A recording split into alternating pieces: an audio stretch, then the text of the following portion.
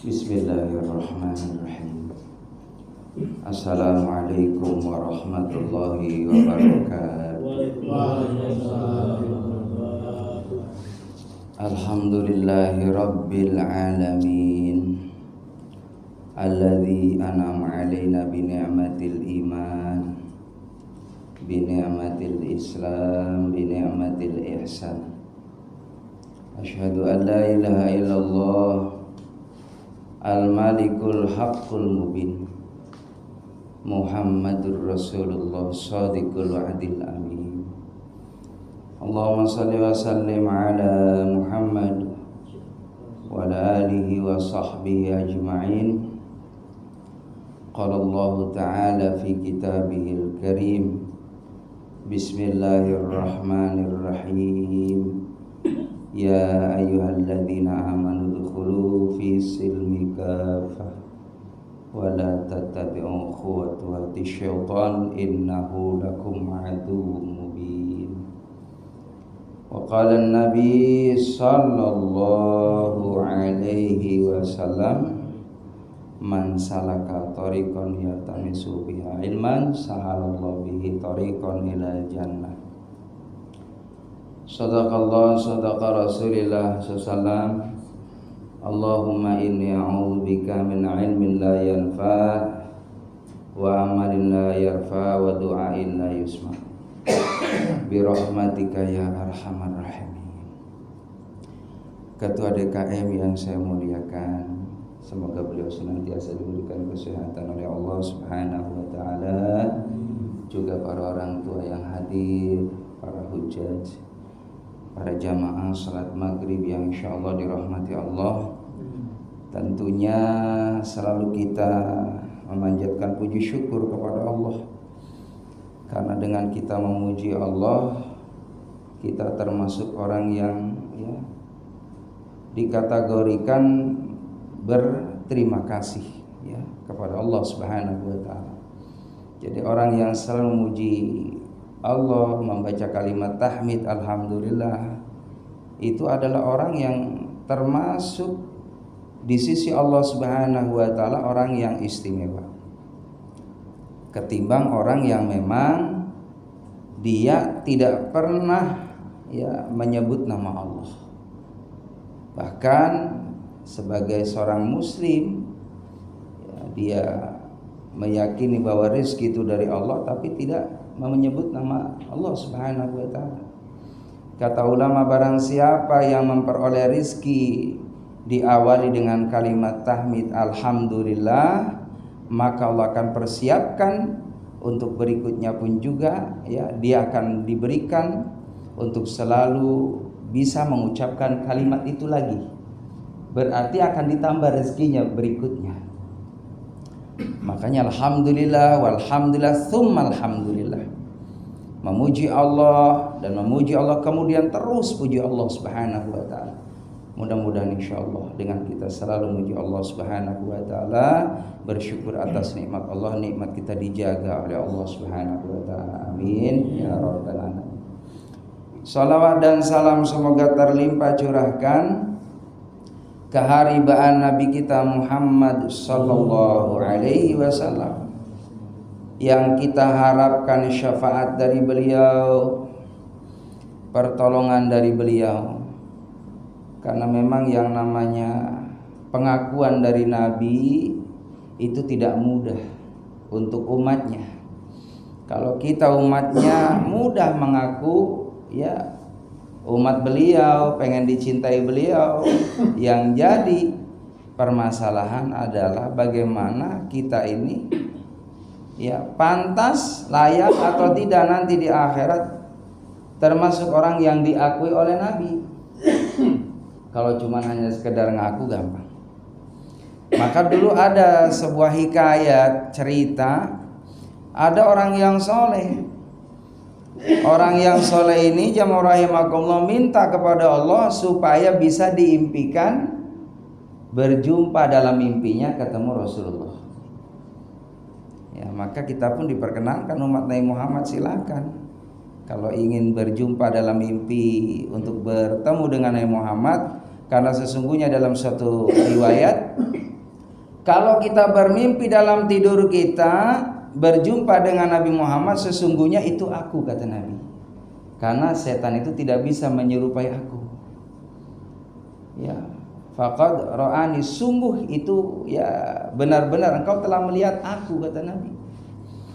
Maka orang soleh tadi minta kepada Allah, Allahumma nas'aluka habibni ila habibika sayyidina Muhammad Rasulullah. Ya Allah, kasih aku kemampuan untuk mencintai Nabi Muhammad, manusia yang dicintai oleh engkau.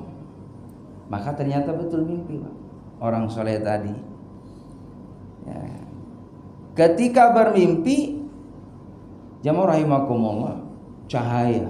Jadi karena emang Nabi itu tidak bisa disifati dengan apapun, karena cahaya di atas cahaya, nurun ya ala nur, cahaya di atas cahaya. Jamaah rahimakumullah, maka dalam mimpinya orang soleh tadi kan senang banget. Wah, ini benar nih, mimpinya nyata nih. Cuman dicuekin sama Rasulullah. Nabi nggak memandang dia, dibalikin gitu. Dipalingin, diam aja dalam mimpinya. Jamaah rahimakumullah, lalu dalam mimpinya dia bangun bertanya, apakah engkau Rasul Muhammad SAW? Betul, aku adalah Muhammad SAW. Kenapa engkau memalingkan dariku ya Rasulullah? Aku ingin melihat wajahmu, aku ingin ditatap oleh engkau. Kenapa engkau cuekin aku? Maka kata Nabi dalam mimpinya, bagaimana engkau akan bisa aku tatap sementara engkau tidak banyak bersolawat kepadaku? Engkau sedikit solawatnya, tidak banyak. Padahal orang yang ingin dicintai Nabi adalah ya aksara alaihi salam, memperbanyak solawat kepada Nabi Muhammad sallallahu alaihi wasallam. Maka langsung bangun dalam mimpinya orang soleh tadi. Ya Allah, kenapa saya tadi sayang banget dalam mimpinya kok Nabi malah nyuekin saya. Tapi ada pesan dari Nabi, kalau pengen tentunya engkau ditatap oleh aku, baik dalam mimpinya ataupun nanti di akhirat, perbanyaklah sholawat kepadaku. Inna awala nasibi yaumal qiyamah aktsaruhum alayya shalah. Orang yang pertama kali diistimewakan oleh Allah di negeri akhirat adalah yang banyak sholawat kepada Nabi Muhammad. Maka apa yang terjadi jamaah rahimakumullah? Kemudian seorang soleh tadi melanjutkan dalam mimpinya, diawali dengan memperbanyak terus sholawat kepada Rasulullah sallallahu alaihi Muhammad, sallallahu alaihi Muhammad, sallallahu alaihi Muhammad, terus sallallahu alaihi Muhammad. Ini namanya kita kenal sholawat Jibril. Sholawat itu ada sholawat yatibil qulub, sholawat nariyah, sholawat fatih, ya bermacam-macam sholawat. Tapi sholawat dari sekian banyak, ada sholawat yang istimewa yang kita baca dalam sholat, namanya sholawat Ibrahimiyah. Allahumma sholli ala Muhammad wa ala ali Muhammad. Itu sholawat Ibrahimiyah. Atau boleh kita baca sholawat Jibril tadi, sallallahu alaihi Muhammad. Maka orang soleh tadi memperbanyak sholawat, tidak dihitung itu, nggak pakai puluhan, nggak pakai ratusan, walaupun ada hadisnya. Man sholla ali wahidan sallallahu alaihi asran, barang siapa yang sholawat satu aja kepada Nabi Muhammad, maka dia memperoleh 10 rahmatnya Allah, 10 ampunan Allah, 10 derajat dari Allah. Kalau dibaca 10 kali memperoleh 100 rahmatnya Allah, 100 kali kita baca memperoleh 1000 rahmatnya Allah. Kalau kita bersolawat 1000 kali, maka akan berlipat-lipat. Bahkan siapa yang tulus ikhlas karena Allah, maka hanya Allah lah yang tahu untuk membalas ya hamba tadi. Kata ulama jemaah rahimakumullah, ini bedanya. Kalau kita bersolawat ini pasti diterima sama Allah. Beda dengan doa kita, Pak. Kalau kita doa itu kan kaitannya dengan ketulusan, keikhlasan, ya kan, dengan berapa besar dosa kita di hadapan Allah. Tapi kalau kita sholawat pasti diijabah sama Allah, karena kaitannya langsung kepada Habib Allah, kekasih Allah. Allahumma sholli ala Muhammad, itu pasti disampaikan kepada Nabi Muhammad SAW dan mendapatkan imbalan pahala dari Allah. Maka orang saleh tadi terus berbanyak sallallahu alaihi Muhammad, sallallahu alaihi Muhammad, terus dengan harapan ingin melanjutkan dalam mimpinya. Apa yang terjadi? ternyata betul dikasih mimpi yang sama. Dalam mimpinya dijumpai lagi oleh sosok manusia yang istimewa bercahaya. Apakah engkau Muhammad? Ya, apakah engkau Rasulullah Muhammad? Betul, aku hadir lagi wahai orang saleh. Ya. Dan aku saat ini melihat wajahmu, menatapmu. Kenapa ya Rasul? Karena engkau telah banyak bersolawat kepadaku. Maka aku pun dengan ikhlasnya, dengan senang hati melihat engkau pula. Maka jamaah rahimakumullah, dilihatlah wajahnya orang saleh oleh baginda Nabi Muhammad sallallahu alaihi wasallam, dan itu adalah dalam mimpi yang bisa berjumpa dengan Nabi itu sebenarnya adalah Nabi Muhammad. Dan itu tidak mudah hadirin, kecuali orang-orang yang benar-benar saleh, orang-orang yang terhindar daripada kesyirikan, kemunafikan, kefasikan, orang-orang yang benar-benar juhud. Dan itu nyata jamaah rahimakumullah, banyak cerita itu orang-orang saleh, para tabi'in, para tabi'in, para ulama, termasuk para kiai, para ajengan, itu bisa kalau Allah berkehendak dalam mimpinya berjumpa dengan Nabi Muhammad. Jamaah yang dimuliakan oleh Allah Subhanahu wa taala. Jadi perbanyaklah sholawat kepada Rasulullah, sambil duduk kita, sambil di kendaraan, sallallahu alaihi Muhammad, sallallahu alaihi Muhammad, atau Allahumma shalli ala Muhammad wa ala ali Muhammad, Allahumma shalli ala Muhammad wa ala ali Muhammad. Saya pernah itu dengar dari seorang ustaz, bahkan mohon maaf testimoni Ustaz Adi Hidayat, beliau sampaikan kenapa aku ini termasuk diberikan kemudahan dalam segala urusannya, di antaranya aku mendawamkan sholawat kepada Nabi Muhammad sallallahu alaihi Muhammad, sallallahu alaihi Muhammad, sallallahu alaihi Muhammad. Perbanyak sholawat kepada Muhammad. Bahkan ada seorang ulama sekarang lagi viral itu, Ustaz Nuruddin namanya.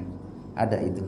Itu beliau ketika ditanya kenapa antum lulusan Mesir gitu kan, cepat begitu pesat viralnya, di antaranya saya itu tidak pernah jeda kecuali hatiku terus terhubung kepada baginda Nabi Muhammad sallallahu alaihi wasallam, sallallahu alaihi Muhammad, sallallahu alaihi Muhammad. Itu juga mempermudah urusan dunia dan akhirat. Kalau kita pengen imannya bertambah, sholawat. Kalau kita pengen amalia solehnya enteng, kita kerjakan banyak sholawat. Kalau urusan rumah tangga kita pengen senantiasa dijaga menjadi keluarga yang sakinah, mawaddah, rahmah, perbanyak sholawat. Karena sholat itu penting hadirin. Kunci pembuka doa itu sholawat. Makanya kenapa sholat ini berharga di hadapan Allah, ada sholawat di dalamnya. Kalau nggak ada sholawat nggak ada nilainya. Coba-coba kita seandainya dalam sholat langsung di dalam tahiyat at-tahiyatul mubarakatuh shalawat thayyibatu lillah, assalamualaikum ayuhan nabi wa rahmatullahi wa barakatuh, assalamualaikum wa ala ibadillahi sholihin, asyhadu an la ilaha illallah wa asyhadu anna muhammadur rasulullah, assalamualaikum warahmatullahi. Enggak ada sholawat, enggak sah sholatnya. Karena sholawat itu rukun sholat. Jadi Allahumma sholli ala Muhammad wa ala ali Muhammad ini wajib dibaca dalam sholat. Makanya berarti kalau kita sholatnya ini pengen diterima harus sholawat. Berarti kalau kita nggak ada sholat sia-sia, nggak diterima sama Allah. Jamaah yang dimuliakan oleh Allah Subhanahu wa taala, tidak terasa alhamdulillah masya Allah ini sudah masuki bulan Jumadits Tsani. Jumadits Tsani, Rajab, Sya'ban. Berarti 3 bulan lagi Baji. Ramadan lagi. Masya Allah cepat banget cepat banget waktu nih. Perasaan maaf setengah bulan yang lalu belum lama Baji. Masih ingat duduknya saya. Saya di sini kemarin. Orang istiqomah saya Pak. Kalau duduk istiqomah, ngaji itu kalau bisa istiqomah duduknya. Yang nyender boleh Pak, nyender pagi nggak apa-apa. Makanya saya mau cari senderan Pak, ingat usia. Ingat usia Pak, nggak bisa dibohongin. Jamaah yang dimuliakan oleh Allah, ini alhamdulillah baru sehat Pak Haji, baru sehat saya. Seminggu sakit. Ya itu kan nggak ada yang tahu. Saya malam Ahad yang lalu ngisi di Jatimulya. Jadi setiap malam Ahad itu saya ada taklim, kebetulan di Jatimulya. Itu lagi-lagi sakit-sakitnya. Tapi kan memang sudah janji sama jamaah hadir insyaallah. Alhamdulillah istimewanya tuh Pak. Kalau kurang sehat asal dibawa ngaji sehat. Aneh. Dan itu nyata. Karena apa? Kita sedang membahas ayat-ayat Al-Qur'an. Bukankah Quran itu syifaa'un lima fis sudur, syifaa'un wa rahmatun lil mu'minin. Jadi obat, Pak. Kalau kita kurang enak badan nih, baca Quran deh. Insya Allah itu obat. Ketika kita baca Quran kan adem, Pak. Itu udah secara tidak langsung udah dapat obat itu. Adem. Terus lagi orang sakit tuh, Pak, harus tahu ya keistimewaan, keutamaan, fadilah orang sakit, supaya kita ini nggak ngeluh. Apa orang sakit? Satu, disayang sama Allah. Orang soleh dulu, Pak, kalau nggak sakit itu khawatir, cemas. Kenapa nggak sakit saya ya? Iya dulu. Lah kalau kita beda, sakit dulu perasaan saya. Jadi jangan ngeluh. Kalau kita dikasih ujian sakit, itu tandanya Allah sedang benar-benar sayang sama kita. Biar kita ini banyak nyebut Allah. Coba, Pak, karena kalau kita sakit ngerasain begitu berharganya sehat, Pak. Masya Allah. Itu yang namanya badan meriang, jamaah rahimakumullah, macam obat apapun mesti dibeli. Mempan sekali alhamdulillah, 2 kali nggak mempan cari dosis yang tinggi. Iya kan? Yang berapapun tak bayar, yang penting sehat. Ngeluarin duit 100.000 ke apotek, nggak mempan habis obatnya, beli lagi 200. Kali ini yang lebih apa ini, jitu katanya. Terus pengen sehat begitu, Pak. Jamaah rahimakumullah, harus tahu satu, orang yang sakit itu sedang disayang sama Allah. Lalu yang kedua, orang yang sakit itu penggugur dosa. Ya Allah, kalau sakitnya benar-benar sakit lalu sabar, itu dosanya berguguran, Pak. Allah ya Allah, ya Allah. Alhamdulillah ya Allah, alhamdulillah ya Allah. Bukan jangan ngereng-ngereng. Kan kadang kita begitu ya. Emang enak tuh kalau dibarengin sama begitu tuh. Tapi coba Allah. Terus Allah. Dia mau rahimakumullah, penggugur dosa. Lalu ditambah pahalanya sama Allah. Mau diangkat derajatnya sama Allah. Doanya mustajab. Orang sakit tuh doanya mustajab. Ya kalau lagi sakit, Pak, doa yang bagus tuh sama Allah. Ya Allah, supaya tetap iman Islamnya ya Allah. Makanya disitulah ujian Allah buat hamba Allah yang mukminul haqq, mukmin yang benar-benar mukmin. Dalam kondisi sehat sakit tetap nggak istiqomah ngabdi ke Allah. Ya semampu kita, Pak, sholat. Kemarin saya sampai mohon maaf gak bisa berdiri, Pak, saking sakitnya luar biasa. Saya tetap alhamdulillah dalam kondisi tasyahud. Masya Allah. Ya saya kasih tahu anak saya, tolong musola, biar jangan sampai nggak ada jamaah. Harus ada imam di situ. Saya nggak mampu, Pak, sholat saya. Ya semampunya. Termasuk tahajud. Walaupun dalam kondisi sakit, tetap ya Allah, terutama dalam kondisi sujud terakhir, udah pasrah ke Allah. Kepada siapa lagi ya Allah kalau bukan kepada Engkau kami mengadu. Saya sakit, yang memberikan titipan sakit ini Engkau ya Allah. Lalu siapa lagi yang akan yang mengangkat penyakitku ini kalau bukan Engkau ya Allah? Angkat ya Allah. Itu nikmat banget itu, Pak. Di saat sujud terakhir minta dalam kondisi kita butuh di hadapan Allah dengan penuh keyakinan, diangkat, Pak, penyakitnya sama Allah.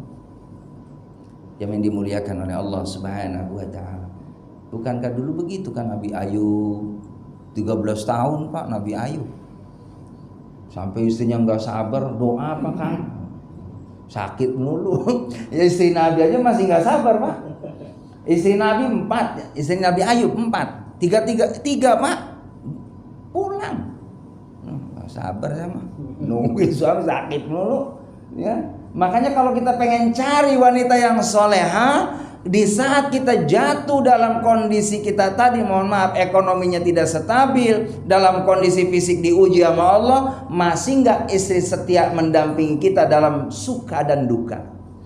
Kalau masih ada di samping kita, dia setia, ngeladenin kita, ngopenin kita, ngurusin kita. Nih istri yang model begini nih, pertahankan baik-baik. Ini yang diridhoi sama Allah.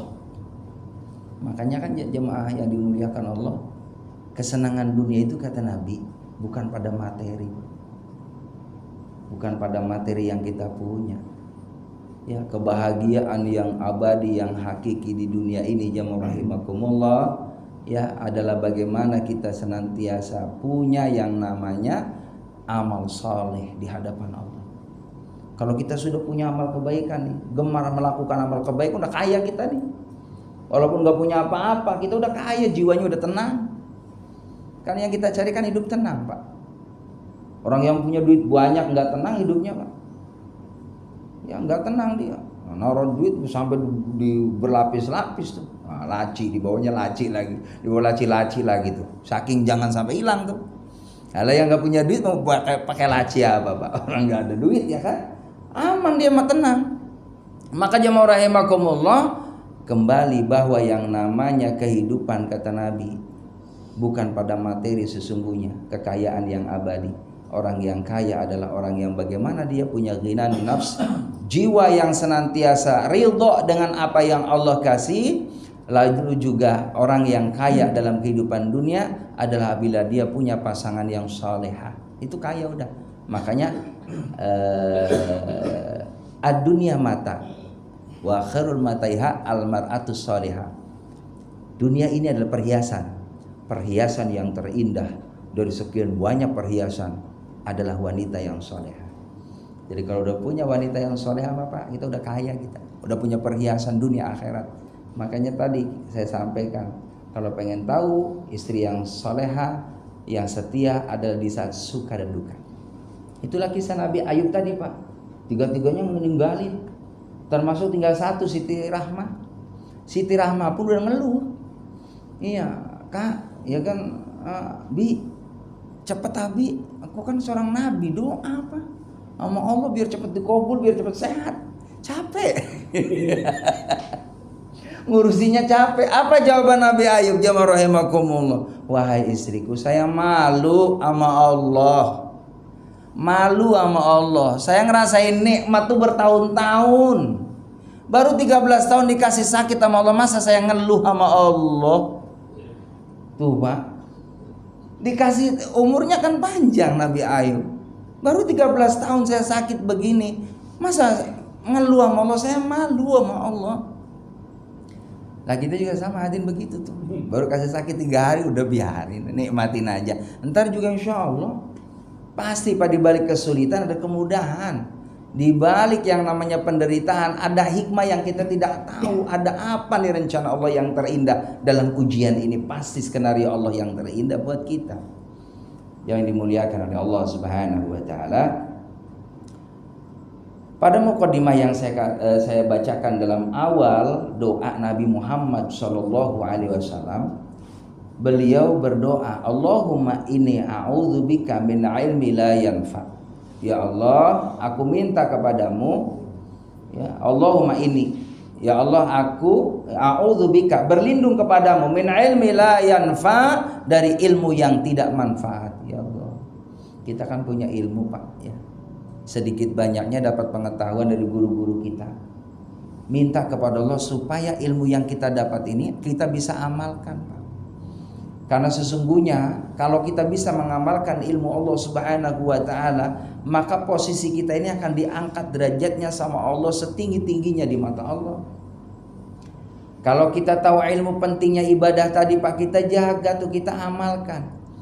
Lalu kita dakwahkan ke keluarga kita, ke orang lain ilmu yang kita punya. Jangan sekedar kita hanya punya pengetahuan tapi tidak ada amaliyah solehnya. Ini berat tanggung jawabnya di hadapan Allah. Bahkan barang siapa orang yang tambah ilmu tapi tidak tambah ketaatannya kepada Allah, lam yazdad, kecuali dia tidak akan tambah ila bu'da, akan semakin jauh dengan Allah Subhanahu wa taala. Bahkan ada suatu keterangan yang lain, kata ulama, barang siapa orang yang punya ilmu, dia tidak mengamalkan ilmunya, seperti keledai yang membawa kitab, ya kan? Lalu begitu banyak kitab dan tidak ada manfaatnya sedikit pun dan sia-sia belaka. Bahkan dalam satu keterangan yang lain, al-ilmu bila amalin kasyajarin bila samarin. Orang yang punya ilmu tidak diamalkan seperti pohon tak berbuah. Bayangin Pak, kita punya pohon di depan rumah, lalu nggak ada buahnya, bikin sampah, iya kan? Bikin kotor, bikin ruwet, bikin nggak nyaman. Maka jemaah rahimakumullah, itulah gambarannya orang yang punya ilmu tidak diamalkan, seperti sebuah pohon tidak ada buahnya, tidak akan ada manfaat sedikit pun. Maka bagaimana kita minta kepada Allah Subhanahu wa taala, Allahumma inni a'udzubika min ilmi la yanfa, ya Allah, aku berlindung kepadamu dari ilmu yang tidak manfaat. Lalu bagaimana supaya ilmunya manfaat? Dapat amal, dapat amal, dapat amal.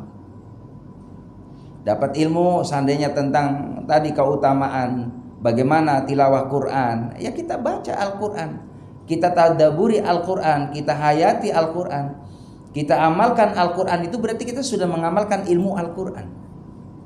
Bahkan kata ya ahli ilmu, ya orang yang termasuk min ahlil Quran itu 3. Yang pertama adalah hifdzil Quran, yang kedua adalah qiraatil Quran, lalu yang ketiga adalah tilawatil Quran.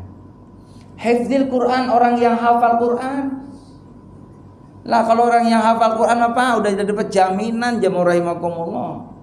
Bahkan bukan hanya dirinya saja, termasuk ada anggota 7 orang yang berhak diberikan syafaat dari orang yang hafid Quran. Orang tuanya dipakaikan mahkota di surganya Allah. Jamaah rahimakumullah. Tapi juga mohon maaf, saya ngeri banget tuh ada hadis Nabi Muhammad SAW. Ada beberapa kelompok yang dipanggil oleh Allah Subhanahu wa taala, di antaranya kata Allah, kadzib, kamu pendusta, adalah orang yang hafal Quran tapi dijadikan Quran itu buat kesombongan. Dia tahu ilmu Al-Quran, hafal Al-Quran, tapi untuk tadi ya, untuk hanya materi belaka, hanya pamer, hanya sanjungan, oh hafal Quran gitu kan, oh apa namanya, pengen dipuji aja, atau mencari imbalan materi. Padahal luar biasa, mohon maaf, materi itu jauh sekali nilainya bila dibandingkan dengan Quran. Quran jauh sekali mulia daripada materi.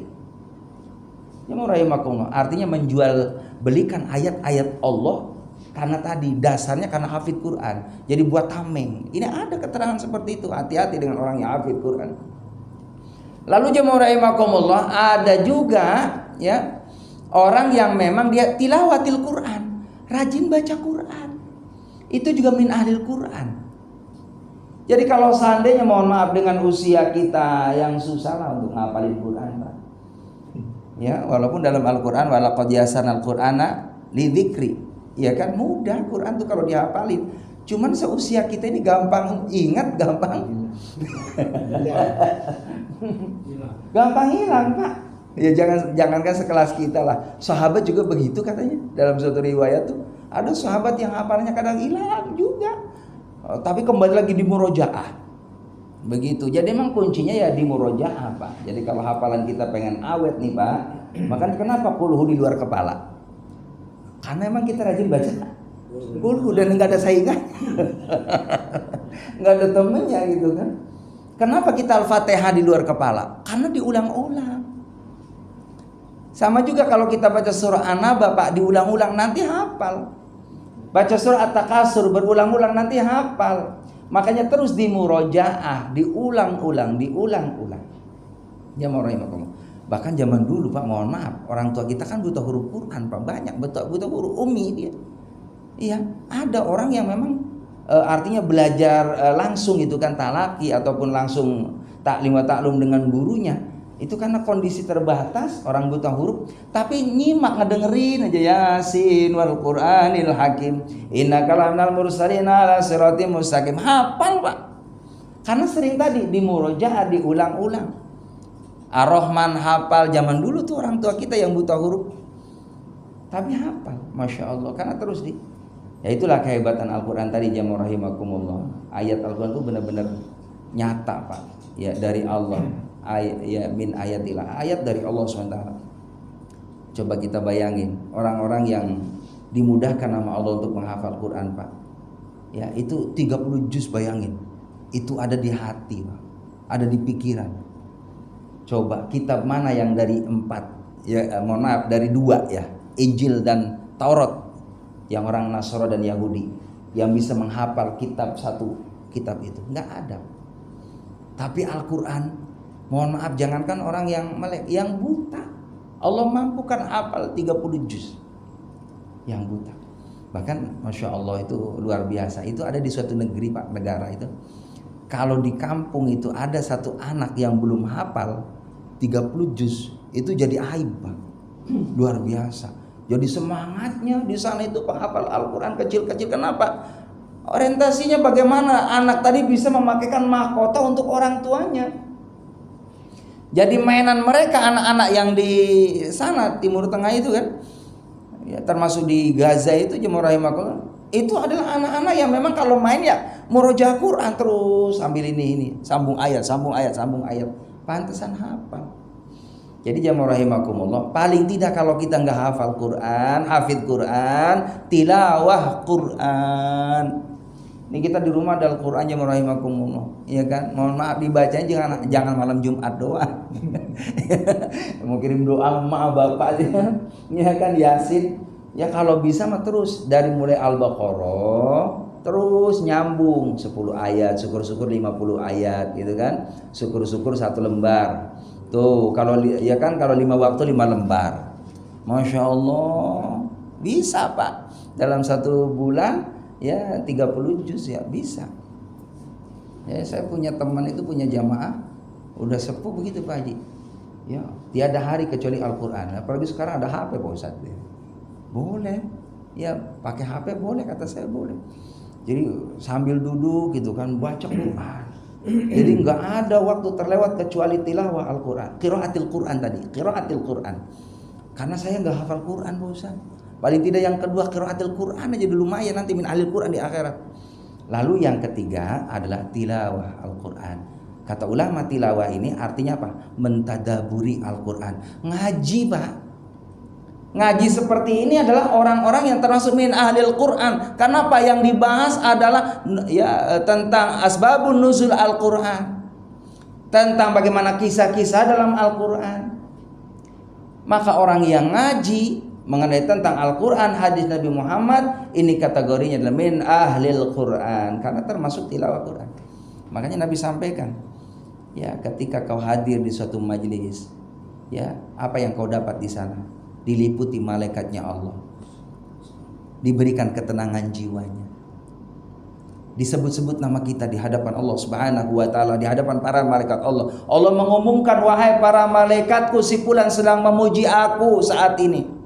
Dia ada di halaqah ta'lim, di halaqah zikir, dia sedang membahas ayat-ayat Al-Quran. Hadisnya begitu, ayat-ayat Al-Quran, hadis Nabi Muhammad SAW, nazzalat alaihimus sakinah, maka Allah turunkan ketenangan dalam jiwa mereka. Makanya kalau udah pengen cari ketenangan, jangan jauh taklim. Kalau ya tidur nggak apa-apa, biar nggak apa-apa. Ya saya paling senang, Pak. Ya senang saya mah. Ada orang seandainya gitu kan di taklim istirahat, nggak apa-apa, dapat pahala karena duduknya dinilai pahala dari Allah. Baik jamaah rahimakumullah. Ya, jadi ada hifdzil Quran, qiraatil Quran, tilawah Quran. Itu min ahlil Quran. Maka berdoalah kepada Allah Subhanahu wa ta'ala tadi supaya dapat ya ilmu yang manfaat. Lalu bagaimana supaya dapat ilmu yang manfaat ini? Pertama, kalau nyari ilmu, niatkan untuk menambah pengetahuan agama supaya lebih mudah ibadah. Bagaimana kita mau bisa ibadah dengan nikmat kalau nggak tahu ilmunya? Kita bisa baca Al-Quran dengan baik karena kita tahu ilmu Al-Quran. Ada yang namanya fasoha, ada yang namanya makharijul huruf, ada yang namanya itu di situ ada ilmu tajwid, itu kan?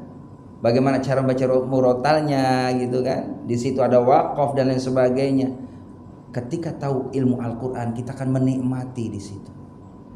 Maka ketika mencari ilmu di dalam satu taklim, niatnya memperdalam ilmu Allah supaya kita lebih menikmati ibadah kepada Allah Subhanahu wa ta'ala. Bukan kita mencari ilmu karena tadi untuk tambahnya ilmu supaya kita menjadi orang pengen disebut orang yang ahli ilmu, sehingga menjadi kesombongan. Biarin saya, biar di sini nggak ada lagi orang yang lebih pintar dari saya, lebih alim dari saya. Ini udah termasuk punya penyakit dalam qalbunya. Naudzubillah min dzalik. Ini penghambat untuk dapat ilmu yang nafi', kata baginda Nabi Muhammad. Jadi harus kita tawadu dulu. Nyari ilmunya niat karena Allah Subhanahu wa taala. Lalu yang berikutnya, yang kedua, bagaimana kita ikhlas. Dengan kita ikhlas, ya rahimakumullah, insyaallah dapat pahala dari Allah Subhanahu wa taala. Yang namanya paham itu urusan Allah. Yang penting kan tolabnya, nyarinya, karena ilmu itu dapat dua, didapat dengan cara dua. Ya, al-ilmu tariqatain. Ilmu itu dapat dengan dua. Yang pertama al-kasab, dengan nyari. Lalu yang kedua, ilmu itu didapat dengan apa? Dengan bita'dzimil ulama wa mujalasatil ulama. Ta'dzim bi khidmatil ulama, khidmat ngelayanin ulama, ya terus lagi duduk dengan ulama. Asal duduk aja dengan orang punya ilmu, pasti bicaranya masalah ilmu agama. Kalau kita kumpul dengan ustadz, kumpul dengan kiai, ya dengan ajengan, yang dibicarakan gak jauh kecuali tentang ilmu Allah Subhanahu wa taala. Pasti bicara masalah ilmu agama. Masa ustaz ngomongin orang? Ya kan? Ya paling berdua sama tetangga orang. Ustaz seandainya, emang kenapa? Enggak tahu, enggak demen aja sama dia. Ustaz yang model begini bicara ikan aib orang lain, berarti gimana mau menjadi uswah? Ya kan? Menjadi teladan. Jadinya rahimakumullah, maka ustadz ataupun ulama yang punya ilmu pasti bicaranya hal-hal yang membuat orang lain ini, orang senantiasa mau dekat dengan Allah Subhanahu wa taala, melaksanakan perintah, menjauhkan apa yang dilarang. Ya kayak tadi ghibah kan dilarang, ngapain ngomongin ghibah? Gak ada sia-sia, ya, gak ada manfaatnya dan sia-sia belaka. Berikutnya jamaah yang dimuliakan oleh Allah, niat lalu yang ketiga, mau mengamalkan ilmu Allah Subhanahu wa taala. Lalu kalau kita dapat, amalin, begitu. Sampaiin ke orang lain. Lalu yang keempat, bagaimana supaya dapat ilmu yang manfaat adalah doa. Karena kekuatan doa itu. Tadi doanya tadi, Allahumma inni a'udzubika min ilmi la yanfa. Ya Allah, aku berlindung dari ilmu yang tidak manfaat, ya Allah. Terutama manfaat untuk diri kita, ngamalin deh. Syukur-syukur manfaat untuk orang lain, alhamdulillah. Buat keluarga kita paling tidak, istri, anak-anak kita harus seiring, sejalan, ya, terus perjuangan biar sama-sama sampai ke surganya Allah Subhanahu wa taala.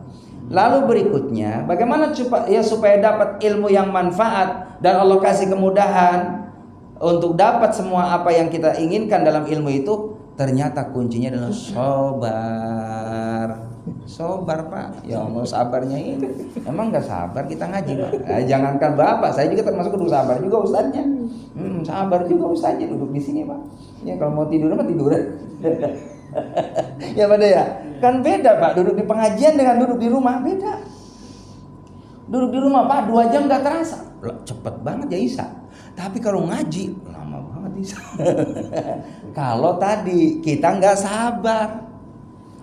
Jemaah rahimakumullah, ini ada suatu hikayat. Ceritanya ada, namanya mungkin Bapak pernah dengar, namanya Ibnu Hajar Al-Asqalani. Ibnu Hajar nuntut ilmu Pak, lama banget nggak dapat. Tahun-tahunan nyari ilmu. Putus asa pulang.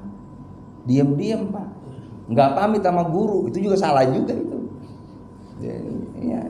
Jadi jemaah rahimakumullah, adabnya kita ngaji gitu Pak. Kalau ada keperluan izin sama ustaz. Ustaz maaf ya, ada perlu. Adab itu Pak. Dia pamit enggak apa-apa. Seandainya lagi dalam taklim seperti ini gitu, ada keperluan enggak apa-apa pamit. Begitu. Jadi adabnya. Jadi jemaah rahimakumullah, akhirnya ini Ibnu Hajar tadi pulang Pak, diam-diam. Di tengah perjalanan lihat ada batu dari atas jatuh Pak, air tuh. Nah, jatuhin batu di bawah. Itu batu jadi dalam Pak, berlubang. Padahal sebelahnya mah enggak. Karena titisan air tadi tuh lama-lama dalam. Akhirnya mikir tuh, kalau Allah ngasih kepahaman, Allah mau ngangkat derajat tuh caranya banyak banget. Lah, saya gitu kan ngaji bertahun-tahun nggak tembus-tembus ilmu. Ini batu yang kasar aja, yang keras banget begini bisa tembus, apalagi otak manusia. Balik lagi Pak Hajar, nyari ilmu lagi, bisa ngarang kitab Pak, karena sabar tadi. Coba kalau pulang tadi, nggak jadi ulama. Hajar, Ibnu Hajar nggak jadi ulama.